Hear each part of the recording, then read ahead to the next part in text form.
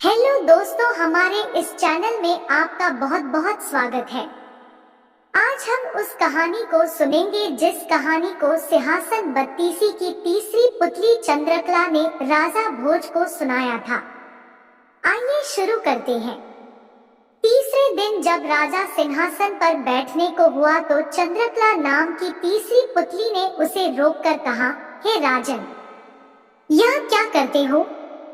पहले विक्रमादित्य जैसे काम करो, तब सिंहासन पर बैठना। राजा ने पूछा, विक्रमादित्य ने कैसे काम किए थे? पुतली बोली, लो सुनो। तीसरी पुतली चंद्रकला ने जो कथा सुनाई वह इस प्रकार है। एक बार पुरुषार्थ और भाग्य में इस बात पर ठन गई कि कौन बड़ा है। पुरुषार्थ कहता कि बगैर मेहनत के कुछ भी संभव नहीं है, जबकि भाग्य का मानना था कि जिसको जो भी मिलता है भाग्य से मिलता है, परिश्रम की कोई भूमिका नहीं होती है।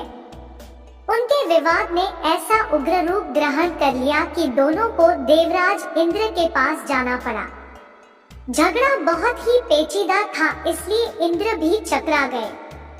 पुरुषार्थ को वे नहीं मानते जिन्हें भाग्य से ही सब कुछ प्राप्त हो चुका था।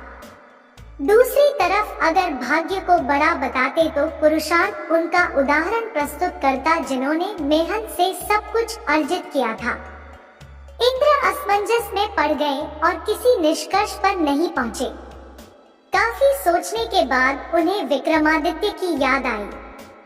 उन्हें लगा सारे विश्व में इस झगड़े का समाधान सिर्फ वही कर सकते हैं।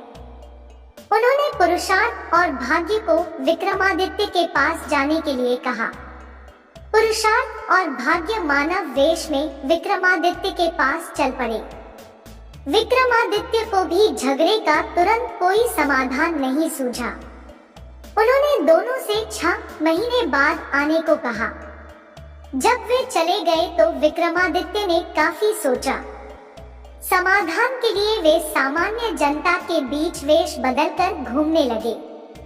काफी घूमने के बाद भी जब कोई संतोषजनक हल नहीं खोज पाए तो दूसरे राज्यों में भी घूमने का निर्णय किया।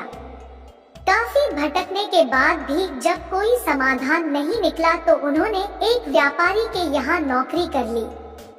व्यापारी ने उन्हें नौकरी उनके यह कहने पर दी कि जो काम दूसरे नहीं कर सकते हैं वे कर देंगे।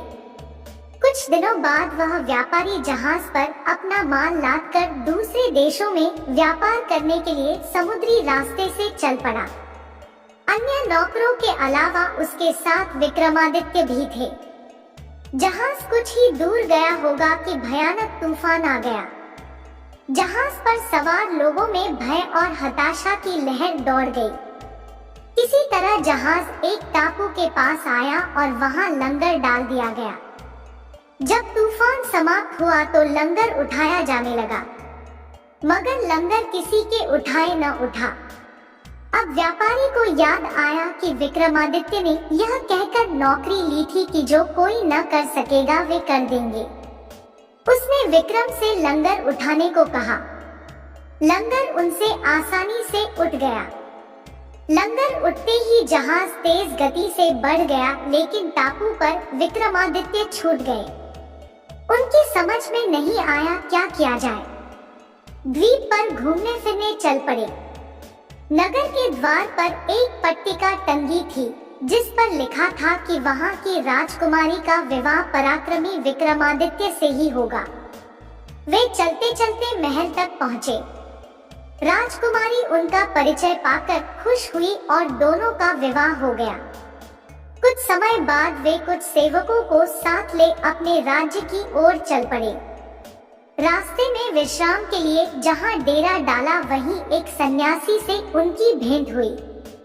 सन्यासी ने उन्हें एक माला और एक छड़ी दी। उस माला की 2 विशेषताएं थी। उसे पहनने वाला अदृश्य होकर सब कुछ देख सकता था तथा गले में माला रहने पर उसका हर कार्य सिद्ध हो जाता।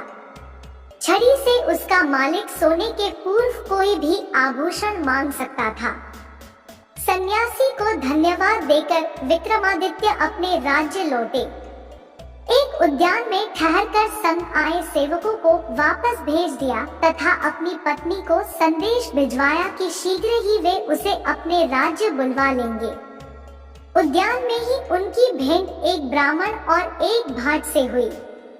वे दोनों काफी समय से उस उद्यान की देखभाल कर रहे थे। उन्हें आशा थी कि उनके राजा कभी उनकी सुध लेंगे तथा उनकी विपन्नता को दूर करेंगे। विक्रमादित्य पसीज गए। उन्होंने सन्यासी वाली माला भाट को तथा छड़ी ब्राह्मण को दे दी। ऐसी अमूल्य चीजें पाकर दोनों धन्य हुए और विक्रम का गुणगान करते हुए चले गए। विक्रम राज दरबार में पहुंचकर अपने कार्य में संलग्न हो गए। 6 मास की अवधि पूरी हुई तो पुरुषार्थ तथा भाग्य अपने फैसले के लिए उनके पास आए। विक्रमादित्य ने फैसला दिया कि भाग्य और पुरुषार्थ एक दूसरे के पूरक है। उन्हें छड़ी और माला का उदाहरण याद आया। जो छड़ी और माला उन्हें भाग्य से सन्यासी से प्राप्त हुई थी, उन्हें ब्राह्मण और भाट ने पुरुषार्थ से प्राप्त किया। पुरुषार्थ और भाग्य पूरी तरह संतुष्ट होकर वहां से चले गए। कहानी सुनाकर पुतली बोली, बोलो राजा, क्या आप में है ऐसा न्यायप्रिय फैसला देने की दक्षता और अमूल्य वस्तुएं दान में देने का हृदय और सामर्थ्य। राजा फिर सोच में पड़ गए और तीसरे दिन भी सिंहासन पर नहीं बैठ सके। चौथे दिन की चौथी पुतली की कहानी हम अगले एपिसोड में सुनेंगे। दोस्तों, आप इसी तरह कहानी सुनते रहे और खुश रहे। धन्यवाद दोस्तों।